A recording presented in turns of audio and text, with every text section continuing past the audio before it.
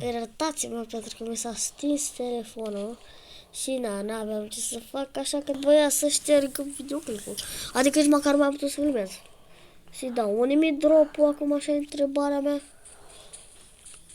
Ah, uite drop. Trebuie drop-ul. Urât aici tot ce-a dat. Hai, mergem. Hai, mergem. Dar poți să nu merg pe asta. Ce? Nu mai pe asta. Ba da, poți. Fără să arăt cum fac aici. Care, bă? Nu mai pe asta, asta că arată. Da, ce șmecher. Ba da, postez, bă, frate. Nu pe asta. Nu, pe asta, pe asta, bă. Fă asta. Vă cer scuze, dar nu o să o postez pe asta. Pe șterge.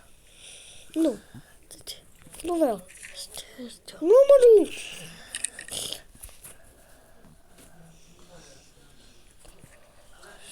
Șterge. Nu o să șterg acum. De ce? Nu, că mai vreau să continuez. Dar nu șterge și așa stai după un perete. Se șterge. Parcă se la un nou videoclip de serenatul de PUBG. Da, bă, și mai am unul. Mai am unul, mi se pare, ăsta e 3-lea. Da. Șterge pe asta. Nu așa, nu așa.